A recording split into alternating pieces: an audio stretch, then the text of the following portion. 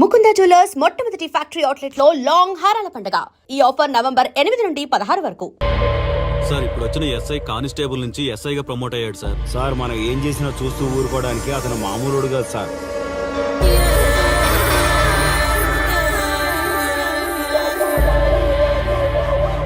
అతను మనకు అలవాటు అయ్యేంత వరకు మనం కొంచెం కంట్రోల్లో ఉందాం సార్. రేయ్, వార్నింగ్ ఇస్తున్నావా విషయం చెప్తున్నావా? సార్ మేమేం చెప్పినా మీ మంచి కోసమే సార్. దాన్ని తీసుకొచ్చేరా. మీరైనా చెప్పండి అమ్మా. పెళ్ళాంచేస్తే బాధపడ్డానికి, పోలీసోడంటే భయపడ్డానికి నా కొడుకు కామన్ మ్యాన్ కాదు, కాశీ చెప్పాడికి.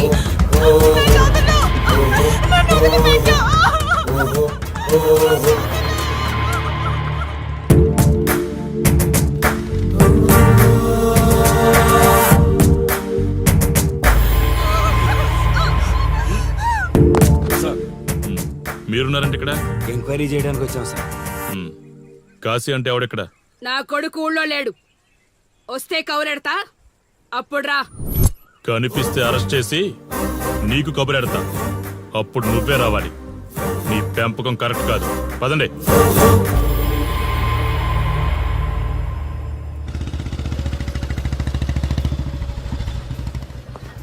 కాశీ ఎక్కడ? ఊర్లో లేడు.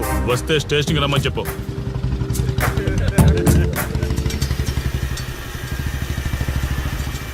కాశీ ఉన్నాడా? ఇక్కడ లేడు. ఏమిటి సార్ ఆలోచిస్తున్నారు? ఆ కాశీ గురించేనా? మీరు ఈ ఊరికి కొత్త సార్. మీ కొత్తగా ఉంటుంది, వింతగా ఉంటుంది.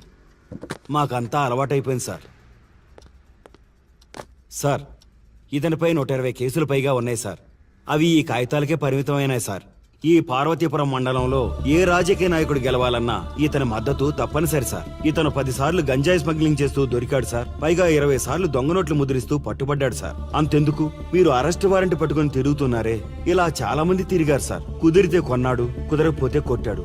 మనకు కుటుంబాలు ఉన్నాయి సార్. నీ పేరుంటేనే వణుకు పుట్టాలన్నా.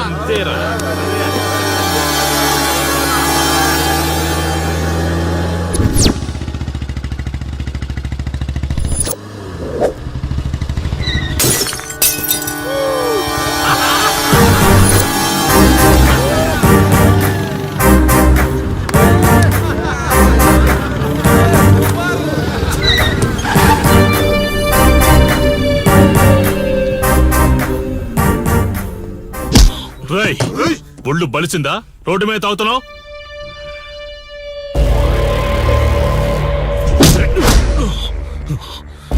ఈ నర్సీపురం ఊర్లో కాశీ ఒంటి మీద చెయ్యేసావంటే కార్డుకి టికెట్ కన్ఫర్మ్ అయినట్టే. కరెక్ట్ గా దొరికావురా.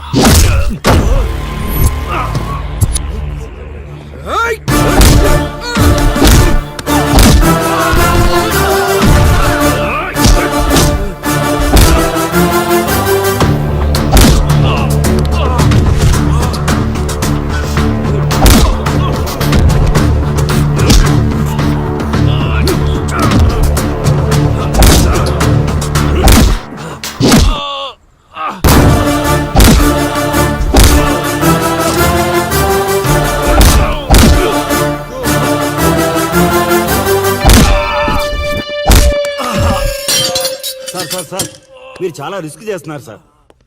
నేను డ్యూటీ చేస్తున్నాను. 3 రోజులు గవర్నమెంట్ హాలిడేస్. నేను వైజాగ్ వెళ్తున్నాను.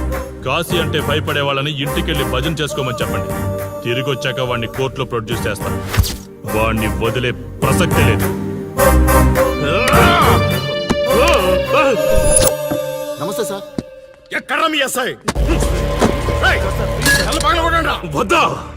ఎందుకు వద్దంటున్నావు కాశీ? చెత్త నా కొడక, ఊర్లో కాశీని విధవం చేసి వదిలేద్దామనుకుంటున్నావా?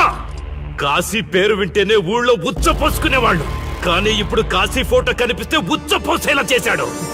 ప్రాబ్లం నాది, పోయిన పరువు నాది. నేను చూసుకుంటాను పో.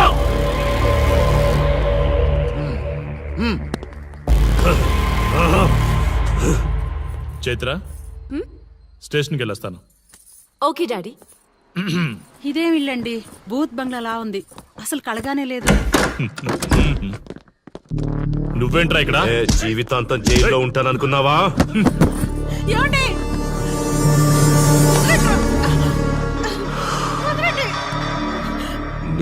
నీలో అసలు అందమే లేదురా. రాయ్, ఏంట్రా వాగుతున్నావు? డాడీ ఏమండి? చైత్ర హే, మా డాడీని వదలండి వదలండి వదలండి. ఒక్క నిమిషం ముందు అబద్ధం చెప్పాన్రా. అందమంతా నీ ఇంట్లోనే ఉంది. ఎవరికెంత కసుందో తీర్చుకొని వచ్చేయండిరా.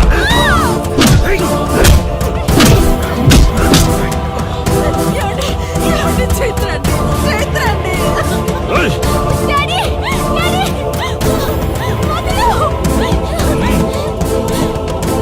వదలు.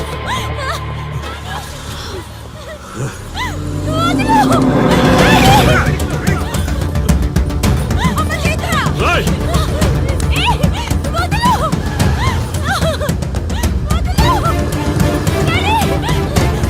రాయ్,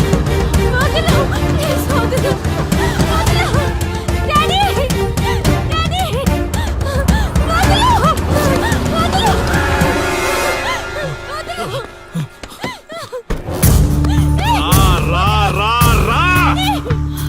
నీ డ్యూటీ నువ్వు చేసుకో, తప్పు లేదు.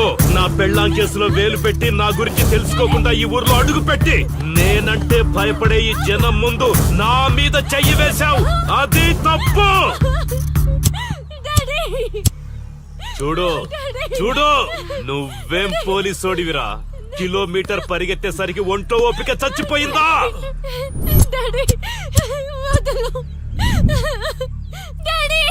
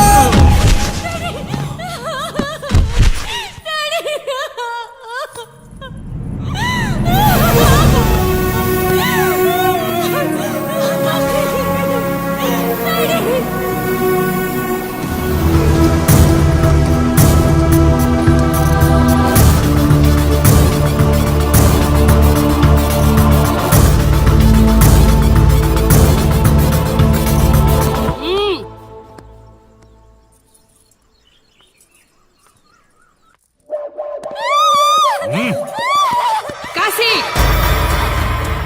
నొప్పి ఒక్క రోజు తెలిస్తే చాలదు. నువ్వు 3 రోజులు జైల్లో ఉన్నావు. అది జీవితాంతం మన ఇంట్లో బందీగా ఉండాలి.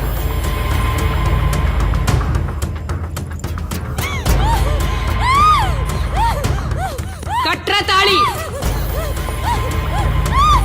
ఎక్కడికి పోతావే?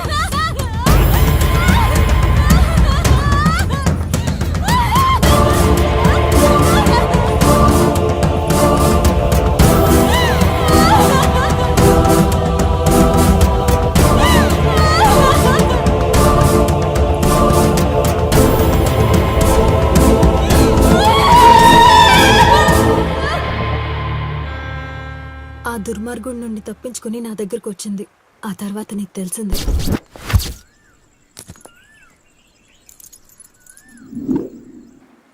ఇంతకీ ఏ ఊరన్నావు? అదేదో పార్వతీపురం దగ్గర నరసీపురం అటబా, అంతేనా? ఒరే శర్మ గారు, ప్రయాణానికి సిద్ధం చేయరా.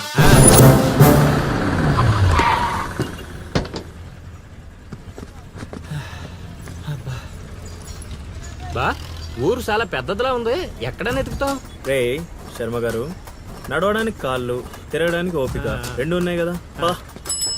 ఐసులా పోనే. పోసేసుకుంటున్నాడు.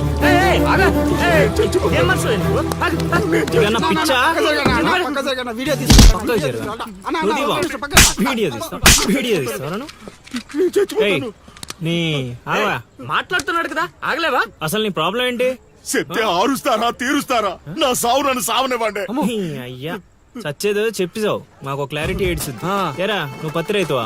కాదు, వరి రైతుని. వరికి పురుగు పట్టిందా? కాదు, పంట కూడా బానే పండింది, డబ్బు కూడా చేతికొచ్చింది. పంట పండితే పండగ చేసుకోవాలి, ఈ సావులేంట్రా? బావా, నువ్వేం డీల్ చెయ్యి, నేను వెళ్ళి చైత్ర గురించి తెలుసుకొని వస్తాను. ఇప్పుడు చెప్పు అంకుల్, ఏంటి నీ ప్రాబ్లం? నేను కాడ అప్పు తీసుకున్నాను. డబ్బులు వచ్చాయన్నావు కదా, ఇచ్చేయి. ఇచ్చేద్దామని నిన్ను అనుకున్నాను ఆడసలు పుచ్చుకోనే లేదు. ఎందుకు వడ్డీ ఎక్కువైందా? వడ్డీ వాడు పక్కన ఉంచే. ఆడ అసలే వద్దన్నాడు. మంచిదేగా, డబ్బులు మిగిలాయి. ఆ, ఏటి మిగిలేది? సిక్కంతా ఇక్కడే ఉంది. ఊరు అమ్మోరు పండుగ మొదలై 3 రోజులు అయింది. అయితే ఏటైతే ఆడి దగ్గర అప్పు తీసుకున్న వాళ్ళు అందరి ఇంటి ముందుని రోజుకు ఒక డ్రామా వేస్తున్నాడు. అదిగో టెంట్ కూడా రెడీ అయిపోయినది. టెంటేస్తే అది నీకు టెంట్ లాగా ఉందా, నాకు పాళ్ళలాగా ఉంది. ఆ? అర్థం కాలేదా? రా చూద్దుగానే. అదిగో చూడు, ఇదిగో ఇది పరిస్థితి. నేను నీడింటి ముందు వేసినారు, ఇవాళ నా ఇంటి ముందు వేస్తున్నారు. ఏవే ఆ కిరసనాలు డబ్బా అటుకురా. ఎవడరా బాబు, జనాలు సావక ముందనే సమాధులు ఎక్కిస్తున్నాడు. ఎందరెందరో మహానుభావులను పొట్టన పెట్టుకున్నావు శ్మశానమా, నీకు ఇసుమంతైనను జాలి లేదా? ఎన్నో ఏండ్లు గతించిపోయినవి కానీ ఈ శ్మశాన స్థలిన్ కన్నులు మొచ్చిన మందభాగ్యుడు ఒక్కడైనను లేచిరాడు. ఎన్నాళ్ళ ఆహా హార్మోనియం పద్యం రక్తి కట్టే సమయంలో దగ్గి డిస్టర్బ్ చేశావు కదరా ఎద్దవ్వా. వంకెతకలేనమ్మా డొంకెట్టుకు ఎలాడిందట. పద్యం మర్చిపోయినని ఒప్పుకోవచ్చు కదా. అవే సాంఘిక నాటకాల హీరోయిన్. ఇంత గొప్ప హరిశ్చంద్ర నాటకములో నా పక్క చంద్రమతి వేషమంటే మాటలా, నాకే కౌంటరా? ఏయ్ పద్మశ్రీ అయ్యగారు తాళాల దగ్గర ఇచ్చమంటారా? టైం కాదురా, నే చెప్తాగా. ముందా మంచినీళ్లు గొంతు శృతి చేసుకోవాలి. గురుగారు యాదవ సేతురం కాకపోతే రిహార్సల్స్ కూడా ఈ గెటప్లు ఏంటండి?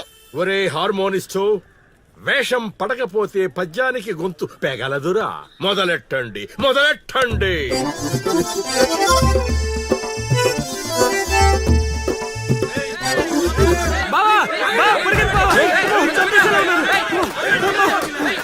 ఏం చేసావురా? నేనేం చేయలేదు బావా. ఈ ఊళ్ళో చైత్ర అనే అమ్మాయి ఉంది, మీకు తెలుసా అని అడిగా. అంతే, చైత్ర అంటే చిత్ర అని వినిపించిందట. దాని పిల్లవట బావా. అరే శర్మగా, నీ ఎంత పని చేశారా? చైత్రాన్ని చిత్ర అనుకుంటేనే 10 కిలోమీటర్లు పరిగెత్తించారు బావా. ఇంకా నయం, డైరెక్ట్ గా వెళ్ళా కాశీగాడిని అడగలేదు. కూర్చోబడిపోతుంది బావా. చైత్రం వెతికి రూట్ ఇది కాదురా. మరేంటో తమరే చెప్పండి బాబు.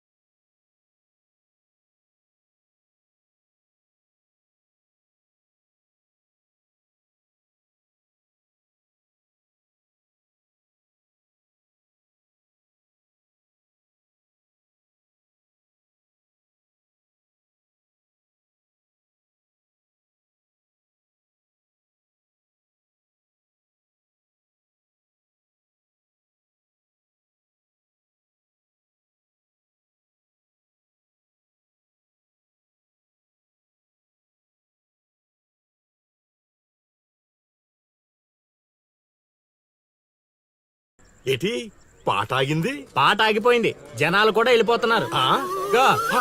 అలా కొయ్యిలా నిలబడపోతే 10 రూపాయలు ధర్మం చేయొచ్చు కదా. హతవిధి కళాకారుని యాచించుటయా? కళామ తల్లికి తీరని అవమానము కదా. అంటే ఆ రోజుల్లో రాముణ్ణి వెతుక్కుంటూ లవకుశులు ఆ ఊరు ఈ ఊరు గానం చేసుకుంటూ తిరిగారు కదా. మేము కూడా ఓ కళా పిశాచి ఉన్నాడని. కళా పిశాచి కాదు, పిపాసి. అదే కళా పిపాసి ఉన్నాడని తెలుసుకొని ఆయన కోసం వెతుక్కుంటా. అవును. ఏమిటి, నా ఊళ్ళో నాకు తెలియని అంత గొప్ప కళాకారుడు ఒకడున్నాడా? ఉన్నాడు సార్, పిచ్చప్పారావు అని, అలియాస్ సుయోధన సార్వభౌముడు. నిజంగానే పిచ్చప్పారావు బా. ఎందుకు సార్ అలా ఏడుస్తున్నారు? 10 రూపాయలు అడిగామా నేనా? వద్దులేండి సార్. ఆగండి నాయన. మీరేటండి, అసలే మాకు టైం లేదు. పక్క వీధికి వెళ్ళి అడుక్కోవాలి. నీకు అవసరం లేదు నాయన. ఏ ఈ రోజు మొత్తం కలెక్షన్ మీరే ఇచ్చేస్తారా? కాదు నాయన, మీరు వెతుకుతున్న ఆ పిచ్చి అప్పారావు అలియా సుయోధన సార్వభౌముణ్ణి నేనే నాయన. బాబు గారు లేవండి లేవండి లేవండి, అవసరం లేదు నాయన. ఏ మా కోసం మీరు అడుకుంటారా ఏంటి? లేదు లేదు, మీ ఆకలి నేను తీరుస్తాను. ఒరే పద్మశ్రీ, అయ్యగారు తాళాలు తగిలించమంటారా? ఇప్పుడు కాదురా, ఇంకా దానికి టైం ఉంది. ముందు వాళ్ళ దగ్గరున్న వాయిద్యాలు తీసుకో. ఇప్పుడు వాళ్ళు మన అతిథులు, అర్థమైందా? రా. ఇంతకీ మన దేవురు నాయనా? సిల్కలూరుపేట. ఓహో, అవును, అక్కడ కళాకారులు ఎక్కువే. అవునవును, అక్కడ అన్ని రకాల కళాకారులు ఎక్కువే. అవును, ఈ లవకుశులుగానే ఎందుకు చేయాలనుకున్నారు? ఏ రాముడు కృష్ణుడు చేయొచ్చుగా. అంటే చిన్నప్పటి నుంచి అలవాటు చేసుకున్నాను సార్. వయసు పెరిగిన కొద్దీ మీసాలు గడ్డాలు పెరిగిపోయాయి. అవునండి, వాటికి ఎరువులు వేయాల్సిన అవసరం గానీ నీళ్లు పోయాల్సిన అవసరం గానీ ఉండదు కదండి, వాటంతటో పెరుగుతుంటాయి. అవునయ్యో, ఈ ఊరంతా నా కళకు అభిమానులే. నా అంత గొప్ప కళాకారుడు కావాలంటే మీరు కూడా నాతో ఉండిపోండి. సార్ ఆ ఇల్లు ఎవరిది సార్? ఏది అదా? కాశీ అని మా బంధువుల ఇల్లే. ఓహో. అదిగో ఎదురుగా వస్తోంది అమ్మవారి ఊరేగింపు, ఆ ఇంటికే వెళుతోంది. చూడు బాబు, ఇదే మా ఇల్లు. ఈ కళాపిపాసి ఆహ్వానాన్ని స్వీకరించండి. రండి. సార్ ఇవన్నీ మీకొచ్చినవేనా సార్? కొన్ని తెచ్చి పెట్టుకుంటే నీకు కూడా వస్తాయి బాబు. పార్వతి, కళని కళాకారుల్ని అవమానిస్తున్నావు. అలానే కదా బంగారు ప్రాసులు కాస్త దాన్ని ప్రాసులు చేసేశారు. ఆ ధాన్యాన్ని బియ్యం చేసి తింటేనే కదమ్మా బంగారమైన సంపాదించగలం, లేదా బంగారంలో బతకగలం. సెహబాష్ సెహబాష్, నీ మాటతోనైనా కొందరి కళ్ళు తెరుచుకోవాలి. అన్నట్టు వీళ్ళు ఆ అర్థమైంది. ఏమే ఇంకో ఇద్దరు కంట వండి పడే తినిపోతారు. సత్రంలో తయారైంది కొంప. ఇది 1980లో వచ్చింది, ఇది 90లో వచ్చింది.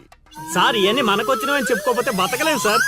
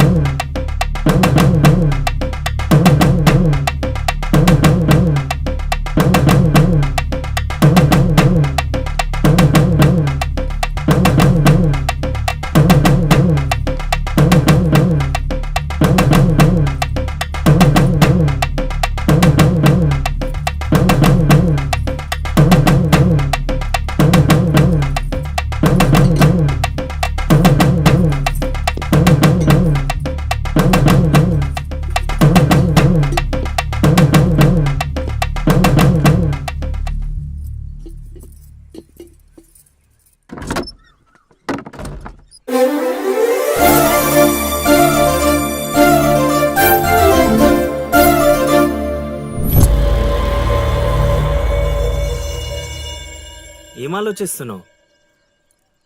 వెళ్ళిపోదాం పద ఇక్కడి నుంచి. ఎక్కడికి? మన ఊరికి. నాకే ఊరు లేదు. మా అమ్మ నాన్న చనిపోయి చాలా కాలమైంది. నేను ఒంటరి. అయినా నన్ను రమ్మడానికి నువ్వెవరు? అదేంటి అలా మాట్లాడుతున్నావు? నీకేమన్నా పిచ్చా? పద వెళ్దాం. ఒక్కసారి చెప్తే అర్థం కాదా? అయినా నీకు నాకు ఏంటి సంబంధం? ఏంటి సంబంధమా? ఒంటరి అన్నావు కదా, అదే ఒంటరిగా ఉన్నప్పుడు నీ మనసును అడుగు. నేను నిన్నెంత ప్రేమిస్తున్నానో నువ్వు నన్ను అంతే ప్రేమిస్తున్నావు అని అదే చెప్తుంది. నేను నీకు చెప్పానా? అయినా నువ్వే గాలికి తిరుగుతావు. ఎప్పుడు ఎలా ఉంటావో నీకే తెలీదు. అటువంటిది నిన్ను నమ్మి ఎలా రమ్మంటావు? అయినా వాడు నన్ను కొట్టుకుంటూ తీసుకొచ్చాడు. ఆ రోజు నువ్వు చూస్తూ ఉండిపోయావు. నిన్నేమనాలి? అదా నీ ప్రాబ్లం? ఈ మాత్రం కన్ఫర్మేషన్ చాలు నేను ఫిక్స్ అవ్వడానికి. అయినా నేను ప్రేమించిన అమ్మాయికి పెళ్ళై ఉండాలని మా గురుగారు ఎప్పుడో చెప్పారు. ఆనందం వస్తే స్టెప్ లేకుండా ఏడ్చు కూర్చుంటారా? ఇప్పుడు చెప్తున్నా విను. తెలియకుండా తీసుకెళ్లిపోవడం, చెప్పకుండా లేపుకెళ్ళిపోవడం కష్టం కాదు, నాకిష్టం లేదు. తీసుకెళ్ళను లేపుకెళ్ళను అన్నానని నువ్వు దేనికి ఫిక్స్ అవ్వకు. ఎందుకంటే నా మాటకి నేనే ఫిక్స్ అవను. 24/7 ఎప్పుడైనా వస్తా. కొంచెం రెడీగా ఉండే.